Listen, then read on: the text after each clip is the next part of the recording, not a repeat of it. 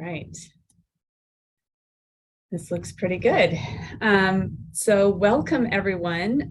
This is the second session that we have had in the series, the webinar series, looking at diversity, equity, and inclusion topics in bioethics and health humanities, sponsored by the American Society for Bioethics and Humanities. My name is Sabrina Derrington. I'm currently serving as the secretary for ASBH, and it is my distinct pleasure to introduce Dr. Faith Fletcher, who is our speaker today. Dr. Fletcher is going to be speaking on anti-racist praxis in bioethics, implications for health equity. Dr. Fletcher is an assistant professor in the Center for Medical Ethics and Health Policy at Baylor College of Medicine, a senior advisor to the Hastings Center, and a Hastings Center Fellow. She draws from diverse disciplines and methodologies from bioethics, public health, and behavioral science. And her empirical research investigates pressing health concerns and inequities facing traditionally marginalized and stigmatized populations, especially Black women living with HIV. Her scholarship engages issues around reproductive health and autonomy, informed decision-making, structural stigma, and trustworthiness in both research and healthcare settings. In collaboration with an anti-racism task force, Dr. Fletcher recently co-edited the Hastings Center special report entitled "A Critical Moment in Bioethics, Reckoning with Anti-Black Racism Through Intergenerational Dialogue." She is the former co-chair of the American Society for Bioethics and Humanities Race Affinity Group and the inaugural winner of the Dr. Claretta Dupree Award in 2021 in recognition of vision and commitment to justice in bioethics. This award recognizes excellence in anti-racism work in bioethics research, teaching, scholarship, and practice. So it's really an honor to have you today, Dr. Fletcher, and I will let you take it away. Thank you so much, Dr. Derrington, for that wonderful introduction. I would also like to thank ASBH leadership for having me here today. It's an honor to also follow Dr. Neka Setterstrom's presentation, where she provided reflections and recommendation for advancing diversity, equity, and inclusion in the field of bioethics. So today I hope to complement her presentation, adding to some of those thoughts.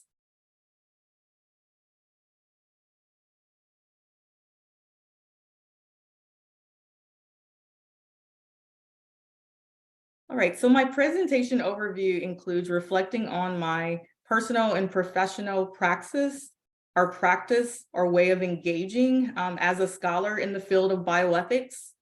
I'll briefly highlight the language of health equity and why it's important to have a general consensus in order to move towards collective action to address health inequities.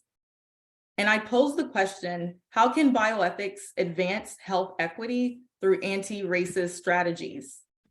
I'll highlight some of my empirical work, as well as scholarship with other colleagues. Dr. Derrington mentioned the critical moment in bioethics Hastings Center report, so I'll briefly talk about that. Along with other colleagues, we reflected on this report and several other webinars, so I won't spend a lot of time, but I will highlight some things that are relevant to the presentation today.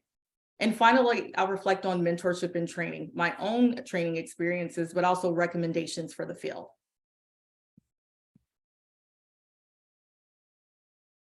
So in the special report, the Hastings Special Report, A Critical Moment in Bioethics, we decided to dedicate and provide a tribute to Dr. Marion Gray Secundi.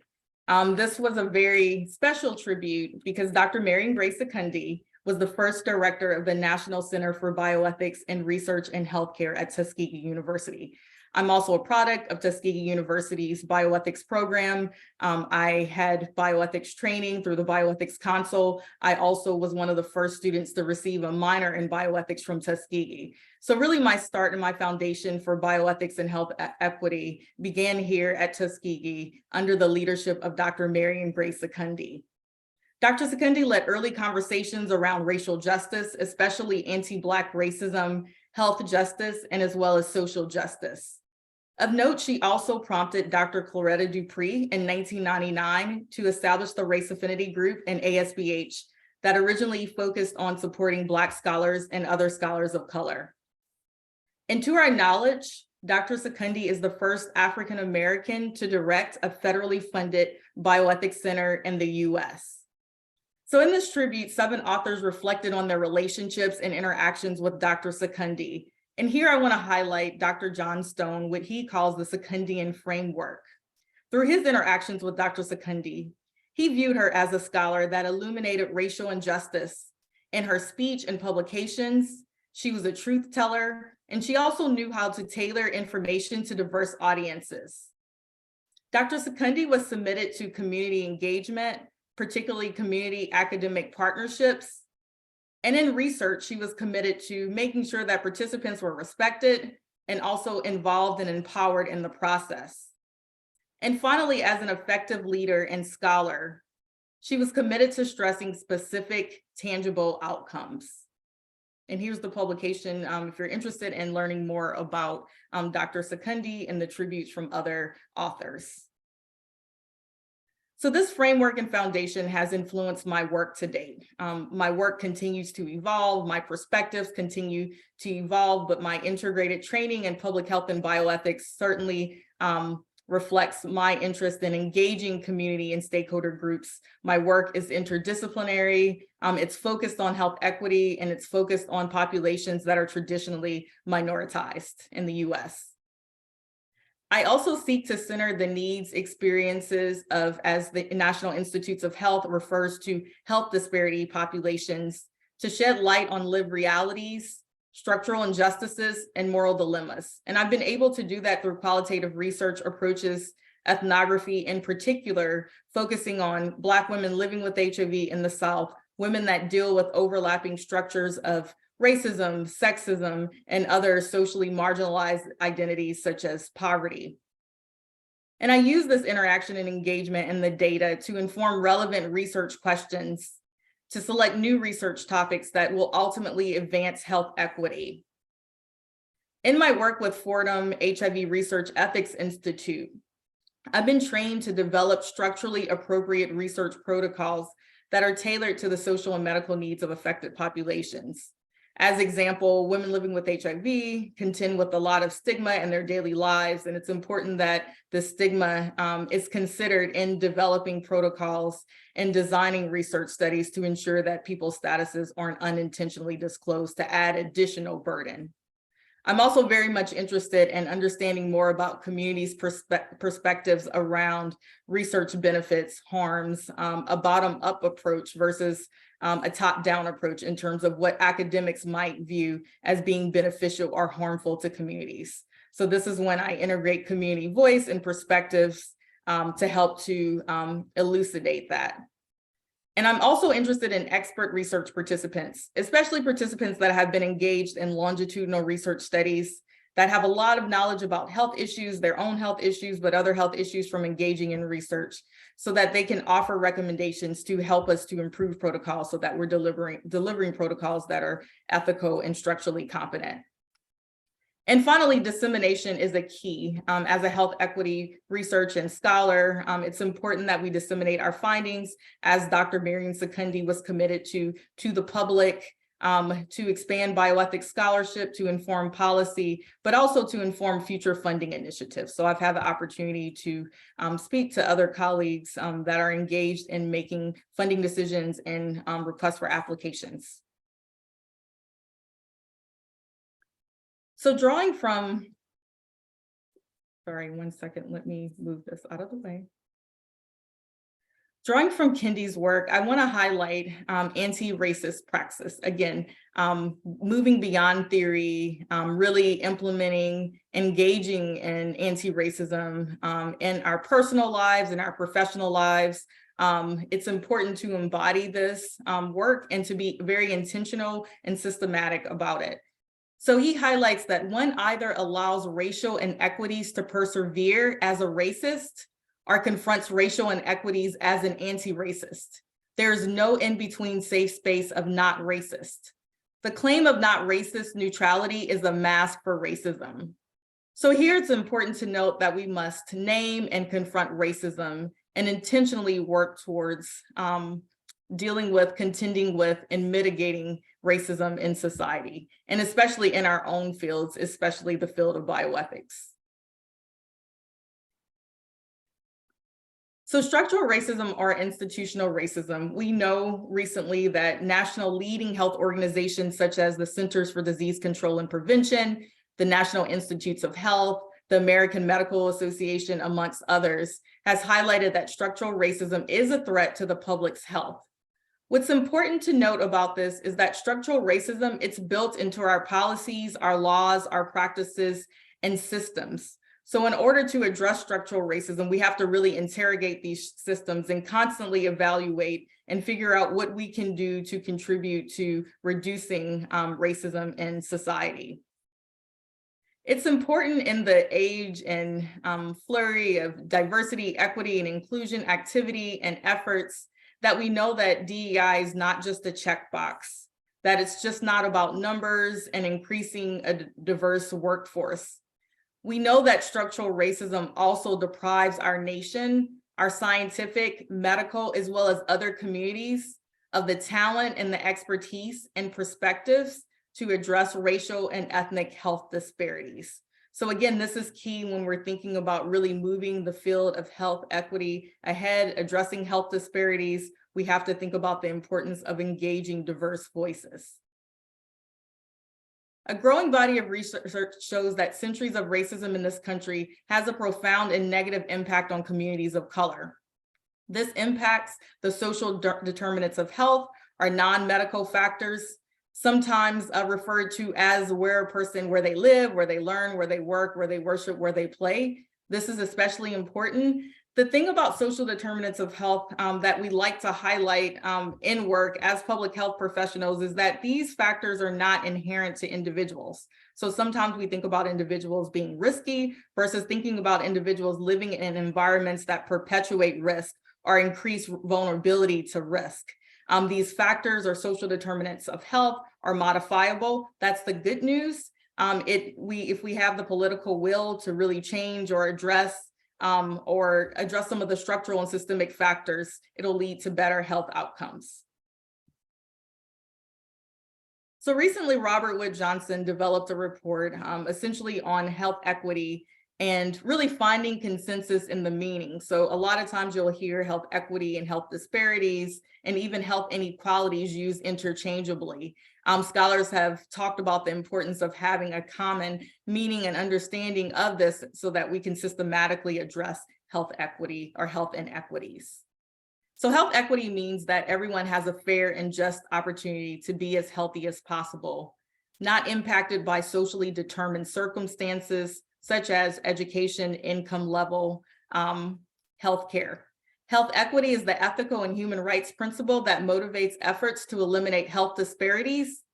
Health disparities, according to Braveman and other colleagues, are the metric for assessing progress towards health equity. So put differently, a reduction in health disparities is evidence that we are moving toward greater health equity. So this is the framework that I'm using today to talk about my work and my interest in advancing health equity. So when we think about anti-racism and bioethics, I'm drawing on the previous slides and the content that I just presented. It's important to remember that structural racism is a threat to the public's health. We also know that health equity cannot be achieved without an anti-racist approach. Structural racism in all fields, including the field of bioethics, deprives us of the needed expertise and perspectives to move health of marginalized communities forward. And bioethics and bioethicists should intentionally lead and center anti-racism to secure a more just future. And this can happen through scholarship, research, education, mentorship, training, and other initiatives. So I'll talk about my experience with empirical work and advancing health equity. So community engagement, similar to the Secundian framework, is central to my work. I'd like to highlight that I am not a community-based participatory researcher. There are colleagues that have been immersed in the field of community engagement, CBPR, for decades, and I continue to learn a lot from those colleagues. I view my work as community informed or stakeholder informed, in integrating community perspectives through qualitative research, mixed methods, through stakeholder engagement, through community advisory boards. So there's different ways to engage in community engagement. And here I'll just highlight that the general premise is that we work in collaboration with groups of people in order to think about changing or improving the health of communities and its members. It involves partnerships and coalitions to help mobilize resources and influence systems. In my work, I think about when I'm working with communities, what they bring to the table, their assets and their strengths. I never view this as I'm working with communities that need me because they don't have the information or they don't have the resources to do this work. So it's really important to think about power dynamics and also thinking about co-creation of knowledge. So I also go to the interaction knowing that I'll learn something from community perspectives with different maybe insights or lived experiences, realities, or different levels of access that I might currently have.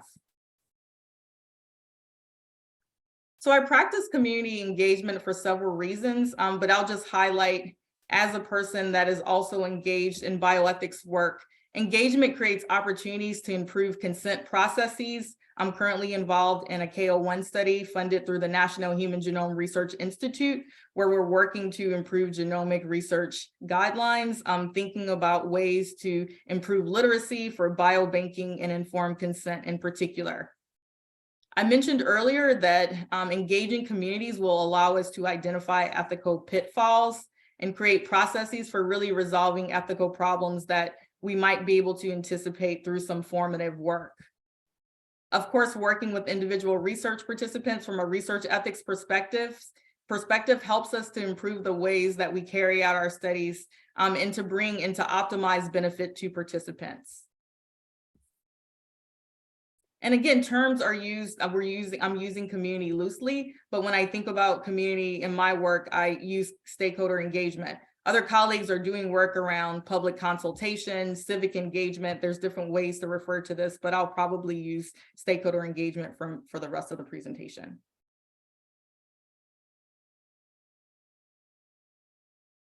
So here's an example of my research and how I've used this to really hopefully provide a framework in the future for reproductive ethics in the field of bioethics. So with other colleagues, I posed the question, how can the experiences of Black women living with HIV inform equitable and respectful reproductive health care delivery? I'm starting with this publication first, and then I'll talk about the steps that actually got me to this publication. But I want to highlight this is a team of all Black women. We engaged in this work and we brainstormed. We had several meetings. We all come from a place of interest in reproductive health and Black women living with HIV. So it was a wonderful experience and wonderful collaboration. So when we're thinking about anti-racist praxis, it's important that we're engaging other scholars of color, providing trainees with opportunities to publish. And Julie was actually a trainee at the time who's gone on to do wonderful things. So this is just one example of how that can take place.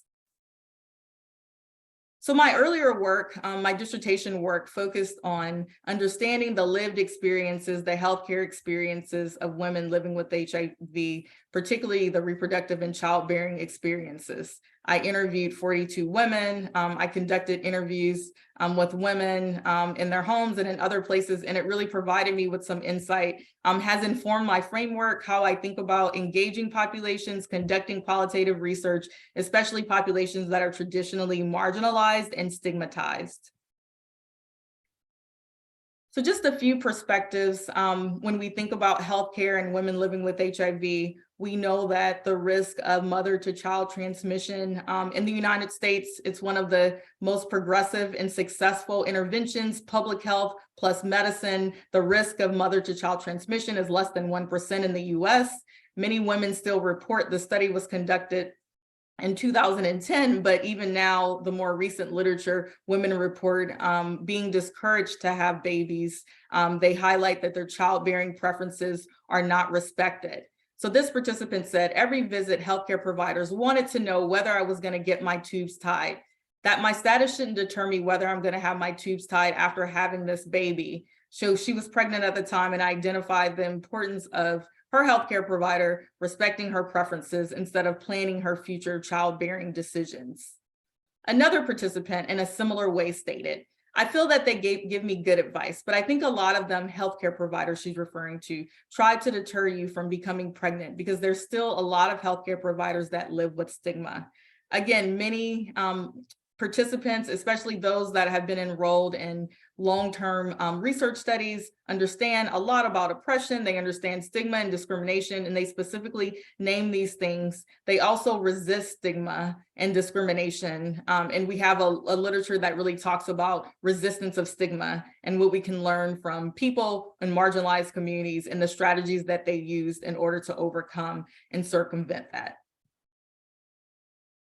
So we conceptualize these aspects as threats to reproductive autonomy, minimal support for pregnancy, overestimating HIV transmission risk to infants, again, knowing that the numbers of mother-to-child transmission risk are pretty low in the US, lack of patient-centeredness or paternalism, the direct advice that providers give to women, and then finally, negative judgment, stigma, stereotyping, and discrimination. More recent work with colleagues really focuses on intersectional stigma or intersectional discrimination for populations that have overlapping socially marginalized identities, such as Black women living with HIV. So we took that data and we published the empirical papers. I published those earlier with colleagues, but I really wanted to revisit in reviewing the bioethics literature, I highlighted that there was a need for more reproductive ethics scholarship that specifically focuses on Black women living with HIV. So here we highlight that stigma, bias, and discrimination in healthcare are threats to reproductive autonomy and engagement. And we published this in 2021, and we continue to work on expanding this framework and these perspectives. We drew from work from Dorothy Roberts, Michelle Goodwin, Harriet Washington, highlighting that healthcare professionals have demonstrated a lack of respect for the reproductive autonomy of Black women living with HIV. We argue that this bears a historic resemblance to the social and medical policies that devalued and restricted a woman's right to reproduce and mother as part of a larger institutional attempt to dehumanize or control Black women's reproductive lives. And we're currently seeing that play out on center stage in terms of our reproductive health policies. We also argue that the field of bioethics has paid too little attention to the reproductive rights and the healthcare needs of Black women. Issues around infertility must be highlighted, issues around negative engagement with the healthcare system, maternal mortality, racism, discrimination, and the ways in which institutions and policies systematically marginalize women. We suggested the need for reproductive ethics frameworks that center the voices of women. In these frameworks, we should also give due consideration to the experiences, the realities, how the overlapping social identities influences perceptions of their healthcare engagement, as well as their preferences. So work from Jennifer James, as well as Bronson Tucker Edmonds, current Greenwald scholars. They're working in the field of reproductive health that will expand these reproductive ethics frameworks. And finally, it's important to learn from the collective knowledge, to compensate the intellectual labor, and to cite Black women leading reproductive justice efforts. There are many, the Black Mamas Alliance, Sister Song in Atlanta, Georgia. I'm highlighting the Society of Family Planning Changemakers programs. There are many scholars also doing this work.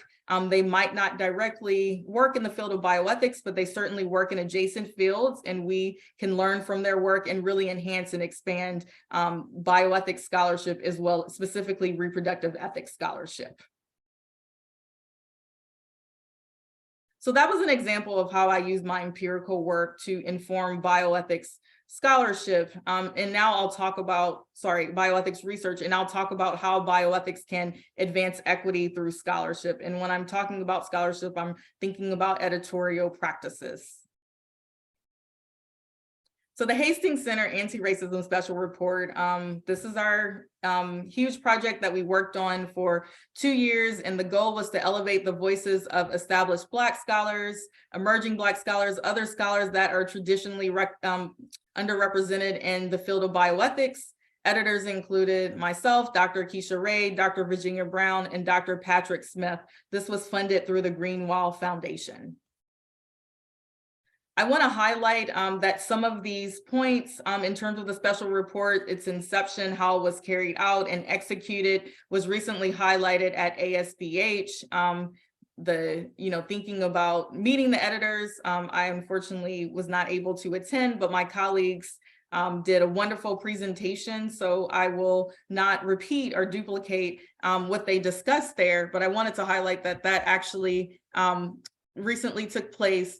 Also, Dr. Virginia Brown is the second person to receive the Claretta Dupree Award for social justice. So we're thinking about this intergenerational tradition. Dr. Patricia King recently received the ASBH Lifetime Achievement Award, and Dr. Claretta Dupree received the Distinguished Service Award. So well-deserved, and we're seeing more recognition of Black scholars in the field of bioethics.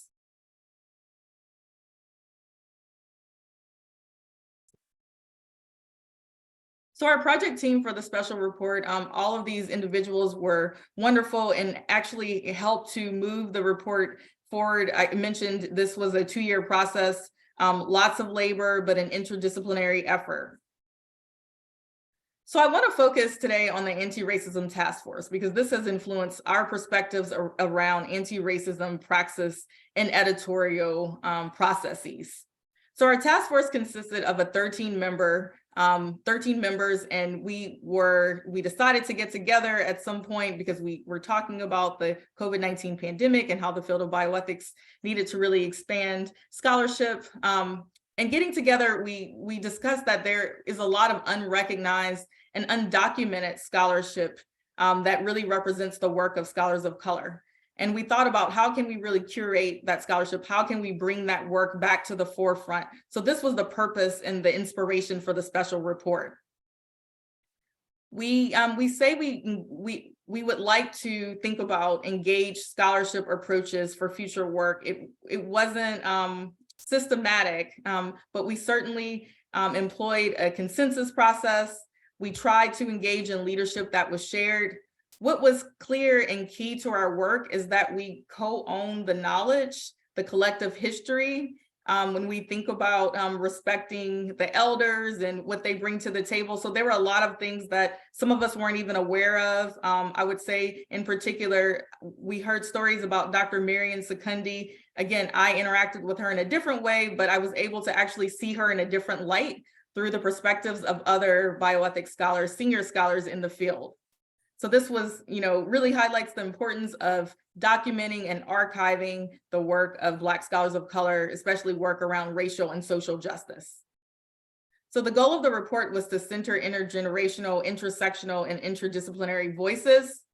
Again, we also wanted to really tribute this work to Black scholars that preceded us. So here are some of the anti-racism task force members. We thank everyone that was involved. We honestly could have not carried out this work without these members. They helped to conceptualize the focus of the report. We came to decide that the report should focus on anti-Black racism instead of anti-racism broadly. And we just had a wonderful rapport with this group. They returned meeting after meeting after meeting. It was a process that was challenging. We had a lot of demands, but we were all committed to the project and we made it work. So when we think about this experience, especially with the task force, what are some things that we can do to really transform the field to a broader, braver, and bolder bioethics? We've learned that it's important to diversify editorial leadership teams and also to create editorial boards for early career scholars. We want to be able to give opportunities to other junior scholars to train them to review articles and to become future editors. There are a few programs out there, but we're certainly in need of more programs in the field.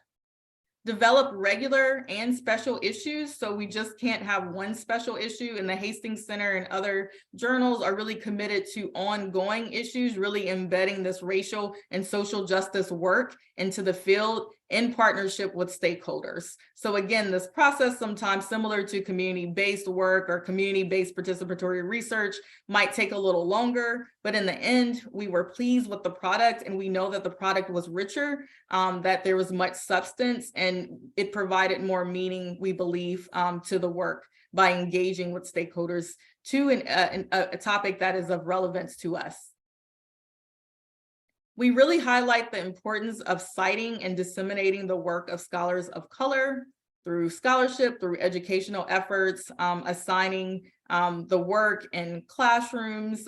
There are a lot of strategies from the Cite Black Women Praxis that I've cited. So if you would like to take a look in terms of having ideas of how you can continue to improve and engage in this praxis. I'm drawing on scholarship and this commentary by Rhea Boyd and colleagues, where they highlight some suggestions for editors and reviewers in this space in terms of anti-racism.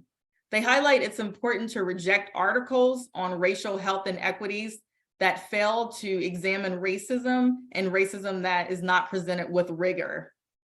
This will require continuing education on the part of existing editorial staff and efforts to hire and promote new editors who are well-versed in critical race theory and in its application. And we're currently seeing that shift right now. We're seeing a lot of special calls in fields such as maternal health for articles that focus on racism, the intersection between racism and reproductive and maternal health. We need to be critical of work that reinforces biological race or provides a genetic basis for racial differences in health outcomes. Thinking about compensating reviewers, especially reviewers of color, who are often asked to share their experience in many different ways without compensating. So that's something that we've talked about in previous webinars. Reviewing the citation as a reviewer and recommending appropriate authors. So sometimes when we're reviewing articles, I'll see that there's an entire literature base or scholarship base that's missing, and I'll highlight work, for instance, work of Black feminist scholars. If you're talking about reproductive justice and you're not talking about their work, your paper, I feel, in my opinion, lacks accuracy in terms of movements.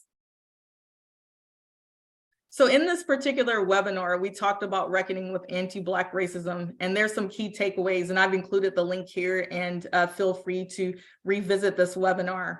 But I want to highlight one aspect that was discussed related to nurturing and training the next generation of Black bioethicists. So we posed the question, what are institutions and organizations doing to develop a pipeline and an infrastructure to train and nurture the next generation of Black bioethicists? So the question today is, how can bioethics advance health equity through mentorship and training? Here I highlight that I come from a long line, a legacy of intergenerational wisdom, mentorship, and dialogue, kitchen table dialogue, as Black feminist scholars refer to. I mentioned that I attended Tuskegee University. I also, early on in my career, I was connected with Vince Bonham, who is involved in training and many other LC initiatives as the new deputy director at NHGRI. I've had the opportunity to return to NHGRI to present and also engage with this current trainees from the Bonham Lab. I mentioned Dr. Claretta Dupree. I met her in 2002. And she continues to be a mentor to me, a constant source of wisdom and mentorship. And now this award created in her honor, I was the first person to receive it, and Virginia was the second, and we'll continue to really cultivate this tradition of intergenerational mentorship. The late Dr. Carlton Haywood Jr. was actually the first scholar that I met with interdisciplinary training in both bioethics and public health. He really encouraged me to pursue that interdisciplinary scholarship, to use that lens. I learned about bioethics, Black bioethics, from Dr. Carlton Haywood. He would send large files of literature reviews with articles that I still have today. So again, an ongoing mentor and advisor, and really instrumental to advancing my career and interest in bioethics, as well as public health. And finally, my own mother, who recently passed, who was an educational advocate for me and other students. She was my greatest advocate, my most effective teacher. She provided mentorship and advisement to me. She also was really great with logging onto my Zooms and letting me know like if my hair was okay or if I was sitting too close to the camera. So I'm gonna miss that. So if you need to like send a chat and let me know how I'm doing, that would be great. So she's with me today. So in terms of biomedical programs, and when we think about mentorships and traineeships, there aren't enough in the field of bioethics, especially focused on minority populations. Again, I highlight Vince Bonham because of his work intentionally engaging trainees of color, trainees from underrepresented backgrounds, and this really helps to expand the LC pipeline. So similar models and frameworks can be used when we think about bioethics training programs. And here's the link. The Society of Family Planning Changemakers program, I highlighted that this is a resource for those interested in reproductive justice and reproductive health. This program has focused intentionally on supporting scholars of color, cultivating new and emerging scholars in the field of family planning. It provides, different from other grant mechanisms, the space, the protected time to really think about and to develop research awards for people that are really used to doing research. It's certainly a shift. Take a step back, engage with some scholars, engage with some stakeholders, read some articles just to really inform your research program and your approach. So this was a wonderful opportunity. It really to network and engage with other scholars of color, women scholars of color interested in reproductive health, reproductive justice, and family planning. So programs like these, again, are frameworks for the field of bioethics in terms of supporting scholars of color intentionally and also making sure that they have the protected time to do the work given the multiple burdens that scholars of color contend with in the academy. Celia Fisher's Fordham's HIV Research Ethics Training Institute. I participated in this. I'm also a current visiting faculty member in this program. Again, this provides protected time, funding. Here is where I really learned about research ethics and mitigating risk and developing protocols and tailoring protocols to address, to really inform ethical practices and policies in HIV prevention science. So from my earlier work with Black women living with HIV and stigma, I didn't necessarily have the language to address some of the ethical issues that I encountered in the field as a novice research. So I've written about this and how I was able to really use this training institute to advance my career and to really expand my perspectives around research ethics, community engagement. And now that I'm in a Center for Medical Ethics and Health Policy, I have the space to continue this work. I also would like to highlight that Celia invited us in 2018 to visit NIMHD, and she was very intentional about selecting scholars of color. We have similar interests in HIV-related stigma and Black women, but she gave us the opportunity to highlight our work. So again, when we're thinking about anti-racist praxis and sponsorship, it's important that we're intentional, and it's important to provide opportunities for other scholars of color when you receive them. So again, when we think about training programs to really transform the field of bioethics, I'm highlighting a few of the programs, the Sadler Scholars Program through the Hastings Center. Currently at Baylor College of Medicine through our center, we have a clinical ethics internship, which is especially important when we think about the lack of diversity in the field of clinical ethics. So we're hoping to really develop this program into a program that really focuses on providing minority students and underrepresented students opportunities to learn about clinical ethics, and then eventually other bioethics disciplines. Diversity supplements, there have been a lot of, there's not a shift, but a lot of education around diversity supplements and these supplements being an underutilized mechanism. So in the field of bioethics, we can think about using a parent project and proposing, if you're interested in empirical research, proposing a project that aligns or expands the current project. And this works for R's, it works for K's. So again, I'm happy to talk to anyone who has an interest in this, and I've included links as well. we have to think about partnering, and I use consulting with historically Black colleges and universities. When we think about medical schools at HBCUs that have a tradition of engaging in social justice work and health equity work, I feel like these are natural partners for really engaging in bioethics, mentorship, and training programs.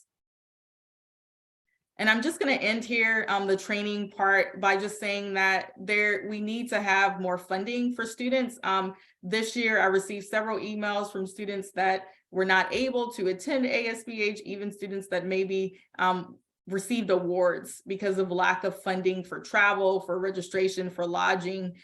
So again, we have to be thoughtful, and we have to think strategically in terms of how to support and fund students interested in engaging in these professional development opportunities, so that we're not disadvantaging certain people in the field in terms of career opportunities.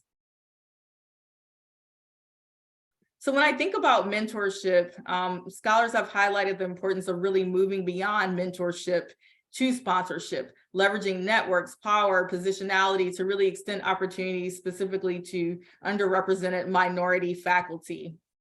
And again, I've highlighted some of these things, but inviting scholars to work on manuscripts, lectures, presentations, making sure there's fair compensation, grant collaborations, not just engaging people as consultants, but engaging them in leading roles. Op-ed invitations, I highlight this because my colleague, Dr. Aletha Maybank, the director of the Center for Health Equity at the American Medical Association, at some point was very gracious and said, if you're ever interested in writing an op-ed, please reach out to me. And of course, I took her up on that offer, and I published my first op-ed with Dr. Maybank. Again, as an individual that didn't have a lot of experience with media, there would have been no interest in my op-ed submitted as a single author.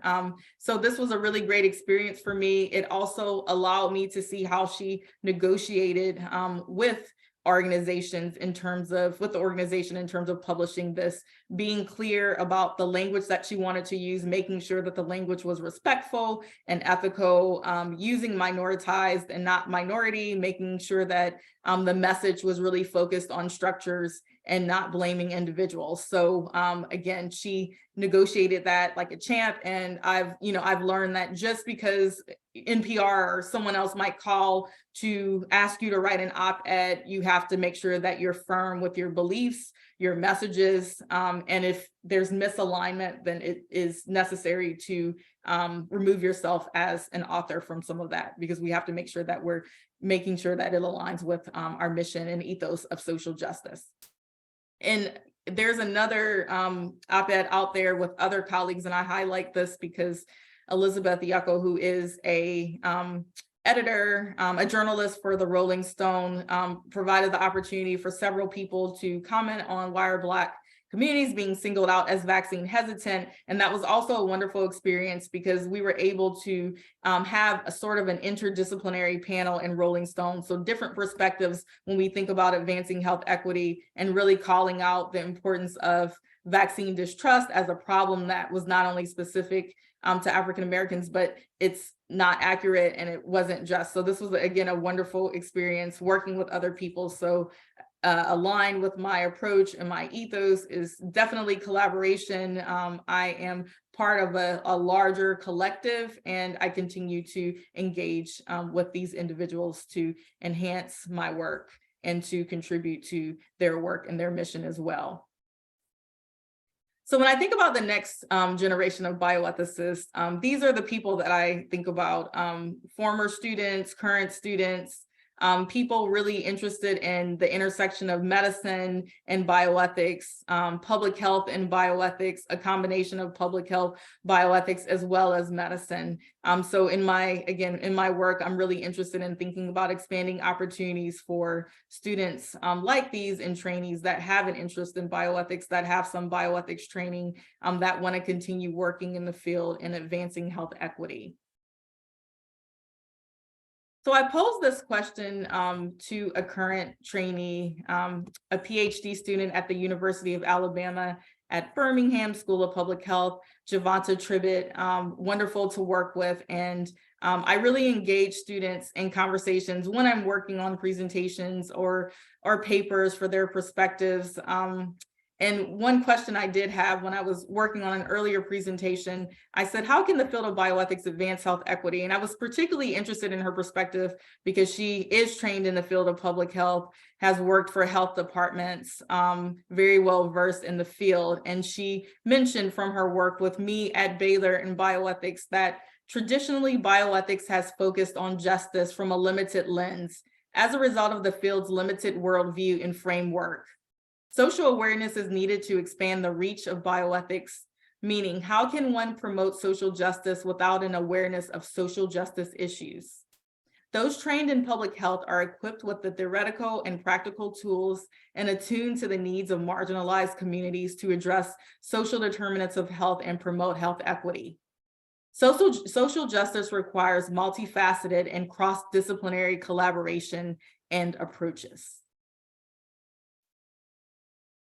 And I'll end with the tribute. I began with the tribute to Dr. Marion Secundi, this piece, her story as an important force in bioethics. And I'll also end with this, a quote by Dr. Charmaine Royal, who is also a senior bioethicist, does work in the field of ELSI, has training in genetics. And she mentioned that events over the last couple of years have spurred a palpable reckoning with race and racism in America and around the world, including the field of bioethics, almost 20 years after Dr. Secundi left us. I implore the current and future generations of bioethicists to seize every opportunity, as Dr. Secundi did during her lifetime, to be bold and relentless in countering any hierarchy of human value that exists in our field and beyond. The flourishing of the human family depends on it. So I've included my references and also some resources, including the Hastings report, wonderful resources from the American Journal of Bioethics. I want to highlight, when we're thinking about public education and public dissemination, Dr. Keisha Ray's blog and her leadership in this area, the American Medical Associations, their strategic plans for racial justice, their narrative guides, Society of Family Planning, internship programs and training programs that can really be used to advance our mission in bioethics. And finally, I'll just, thank you for listening.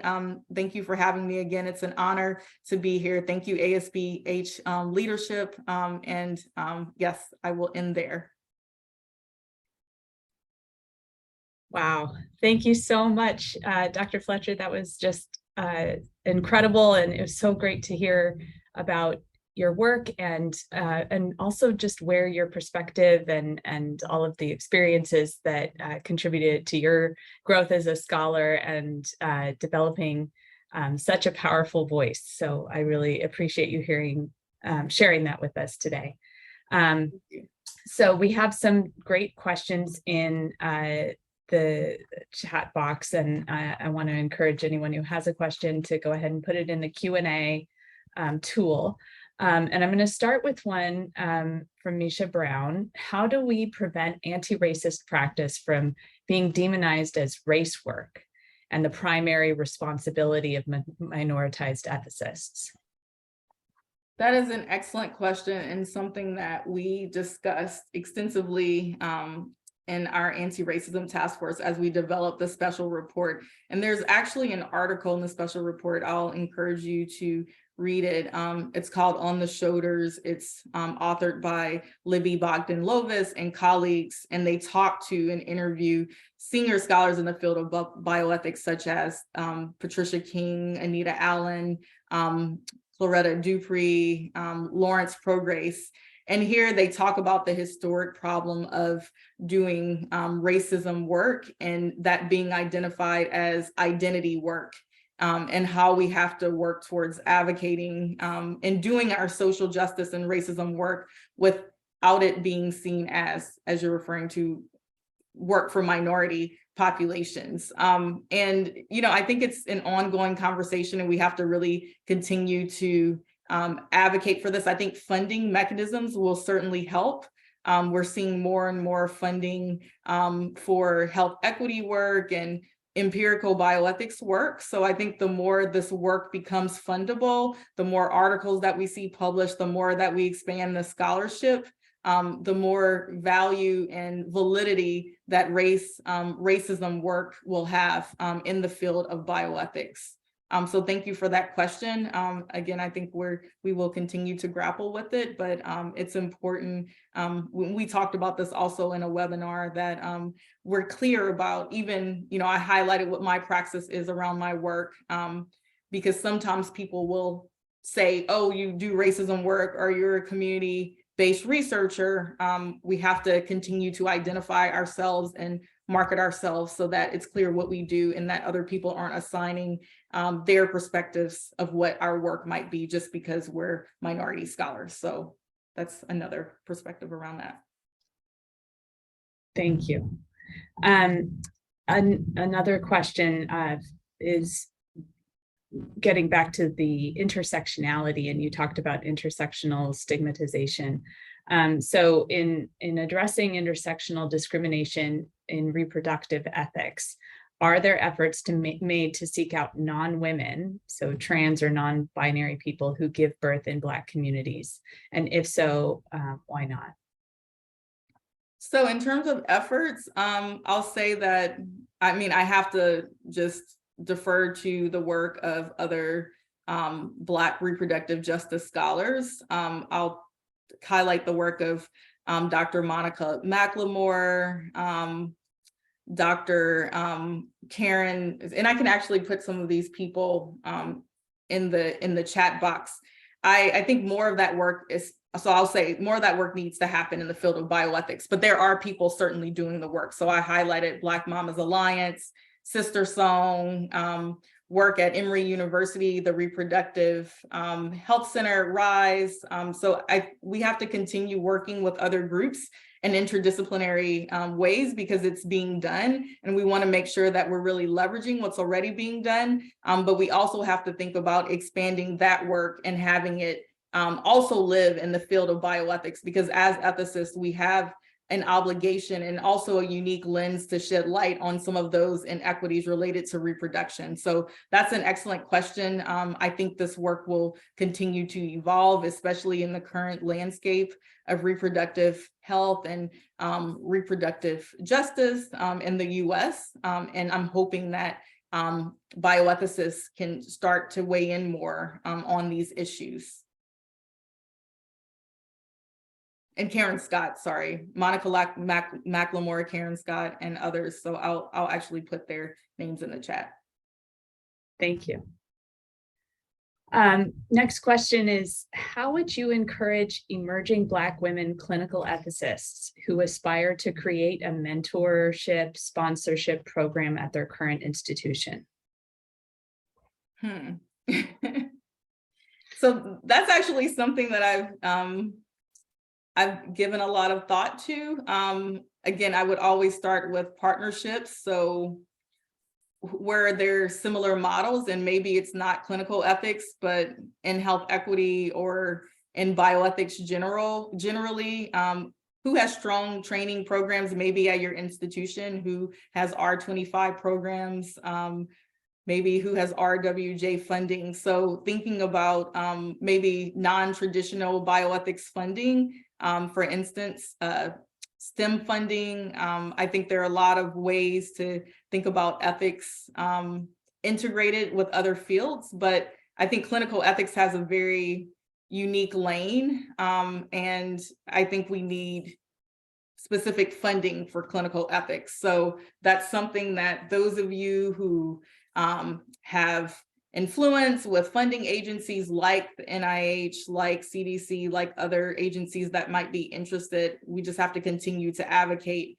When we're seeing administrative supplements being released for bioethics and research engagement, we have to think about clinical ethics as well. So it's definitely an important area. I think there's a role, and of course the work by other scholars, Dr. Neka Setterstrom, Dr. Yolanda Wilson, they talk a lot about the role of clinical ethicists in terms of addressing racism in clinical settings. I think there's a role for them, especially when we think about maternal mortality and interactions between Black women and healthcare providers. What role might clinical ethicists play in mitigating some of those adverse outcomes? And the scholarship is open for people interested in it, but we do have to really think about expanding the clinical ethics workforce. So it's certainly an important area, and I hope to see it happen.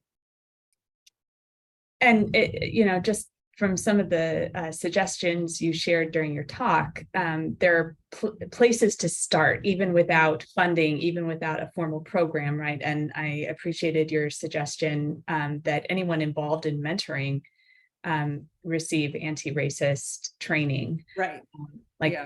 That's a place to start that doesn't require any funding. Right. Exactly. Thank you so much. I wanted to share a question from Pigeen Small, who asks, can you talk about having writing rejected or being asked for substantive revisions when that article shares a minoritized voice? Just would love to hear your insight on responding to feedback, especially from peer reviewers who don't seem to have expertise in a minoritized viewpoint. Yeah, that's a really great question. I mean, I think when we're thinking about developing these guidelines, and there are guidelines in medicine, I think we need specific guidelines for editorial praxis in practice in the field of bioethics. Part of it is understanding who's reviewing your articles on race and racism. So part of what we tried to do with the special report was to generate a list of reviewers, allies and people that did racism work, and also scholars of color. I think we had a list of 60 people or so.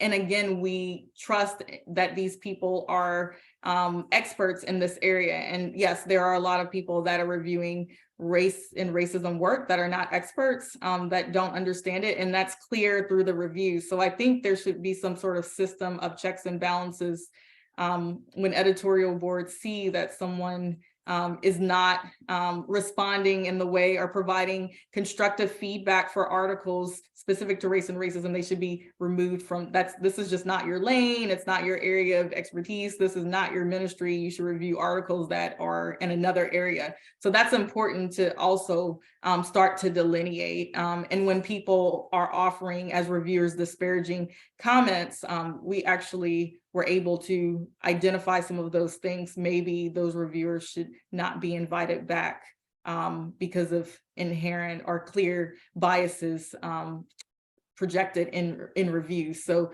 that's one part. So I think we need some systemic change, certainly, to make sure this is part of what we did in the special report when we engaged other scholars of color. We didn't reject articles, we worked with them. We worked together, we found time to write. It was a process that took longer and it was challenging, but it was rewarding in the end. So again, thinking about other ways, non-traditional ways to inclusivity in terms of scholarship for scholars of color. So in terms of the negativity, I think it's like any other sort of, as a person that writes grants, when you get the reviews, you look at them and you step away and you go back to them later. Sometimes you don't actually probably have an article in my inbox that's been rejected and I haven't had the emotional energy to go through and review it. But I think it's helpful to send the review to someone else that you trust. That's an important piece. I didn't talk about trust and trustworthiness, but I think what happens with a lot of scholars of color, we don't always have the spaces to feel vulnerable and just to say like, hey, can you take a look at this? It was rejected because we feel like we did something wrong, versus finding someone that can say, hey, maybe it's just a matter of changing these few things, or even holding on to papers too long. Like we talk about this a lot. Sometimes you just have to let it go. I had a conversation with my senior RA the other day. I'm like, I'm going to send this out and it's not polished, but I'm getting it out for feedback from trusted colleagues. We can do that in our safe spaces, and it's never going to be a conversation of whether or not someone is not qualified or confident or competent. It's just a matter of, can you give me some early feedback so that I'm moving in the right direction? So thinking about more efficient ways of writing, I think that has to be part of our training when we think about coaching and programs for scholars in terms of mentorship, and writing has to be central, because yes, that is a huge part of what we do. So thank you for your question, and yes, I appreciate it. Thank you. A little bit of what you were saying there, I think, it sounds like a question that Dr. Parsi is posing about moving from mentorship to sponsorship. So I was wondering if you could say a little bit more about that. Yeah, I mean, I think that I've received, and I'm so thankful, and I'm a product of strong mentorship, interdisciplinary mentorship from different walks of life, different places. But one thing that I started to see as the years progressed, that a lot of my mentors were actually connected in some way. So I presented the slide with Tuskegee and Dr. Marion Secundi, and I did a presentation a few years ago with Vince Bonham on intergenerational mentorship at ASBH, and I posed some questions. Who's training you, and who trained your mentor? So I think that's part of it when you think about having this like mentorship compatibility. I think sometimes we don't think about what was their approach, who mentored them, how are they mentored. So that's one part. And as a mentee, sometimes you have to mentor up. There are things that my students and trainees also provide feedback on for me. So it's a constant interaction and communication and evaluation of how well are we doing and what do we need to do better. So it's not always how to be a better mentee, but how can you also be a better mentor. So in terms of sponsorship, yes, I think about that in terms of, again, using your power, your positionality. Sometimes it's those uncomfortable situations that a junior scholar of color may not be able to engage in because it might have huge consequences in the future. And I can think about specific interactions that I've had, and I'm like, no, I can't send that email. I can't reach out to this person, but you can. Sponsorship also can manifest in ways such as we're on a committee together, or we're working on a task force and no one's being compensated. So I have experiences where more senior colleagues are like, hey, we are using our time, effort, and expertise. Why haven't we received honoraria? So, these are examples. So some of the things that at this level, some of us can't say, can't do, this is when sponsorship comes into place. And again, it might create conflict for them, but the consequences are much less than for the person that is more junior. Those are great examples. Thank you. The esteemed Dr. Dupree is in the audience today, and she posed a couple of questions. First of all, could you repeat what you said early on about not racist versus anti-racist? And then she asks, is all justice social justice, or in what ways is justice not social justice? Okay, so I start off with a slide with Kendi. So the opposite of racist is not racist. Does that work? Okay.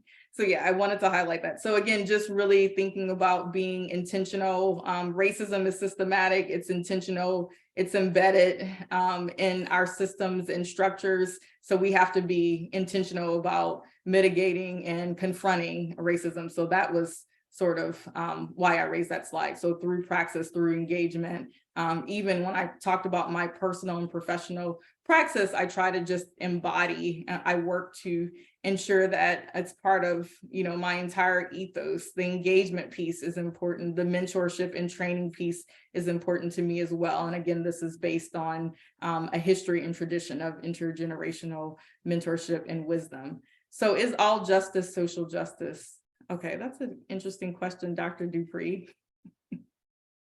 I would say not. I'm thinking about the fields of public health ethics and seeing more focus on structural racism. Some of the earlier scholarship that really the field of public health that focuses on distributive justice and not necessarily a focus on social justice. But when we think about the field and the way that the field was established, is squarely rooted in social justice. So I'm thinking about the studies and the injustices and the systems of oppression. And a lot of times people talk about it as, well, is it just injustice general, or is it racial injustice? And I see a lot of this, a lot of the earlier studies, the earlier violations as racial injustice.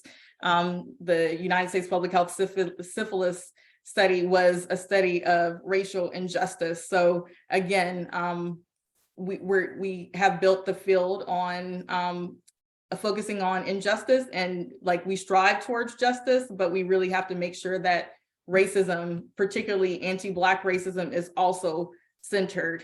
So again, this comes up a lot, and I'm glad that you brought this up, because they're like, people ask, what about all the other forms of oppression? And that's an excellent question. And there are many people that are doing that work, but we have to think about these as intersecting forms, interrelated forms of injustice. So this is why we should draw from work from Black feminist scholars when we think about intersectionality and the importance of that. So if we're addressing that, the populations that are most marginalized, then ultimately everyone will benefit from this work. So I'm happy to talk more offline about justice, Dr. Dupree. So we're nearing the end of our time together. There was a question about, well, first of all, just how inspiring and appreciated your work is, and many, many thank yous for sharing today. But also imagining how exhausting it must be to continue to work in this space. And are there things that you do to protect yourself from burnout? And are there tips that you can share, especially for our, well, people of all ages and generations, I think.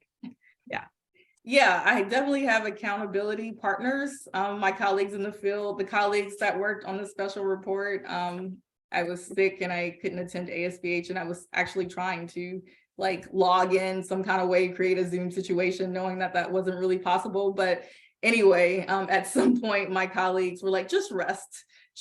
You need to just rest. And I was like, you're right. So I think we all work together, and we know when someone is just from the work is nearing that area of burnout. We're very transparent with one another. So you have to have trusted villages, trusted groups of people to really help you through certain aspects. So yes, the work can become exhausting, but it's also very rewarding. So I am energized by the work. I'm especially energized by the mentorship and training piece. And the chair of my center recently said, when you talk about mentorship and training, you seem more excited than maybe some other areas. So again, having people on the outside to let you know that they sense a different level of energy and excitement about different aspects of the work, because that's what's going to keep feeding your soul, and that's what's going to keep us going. So excellent question. Wonderful.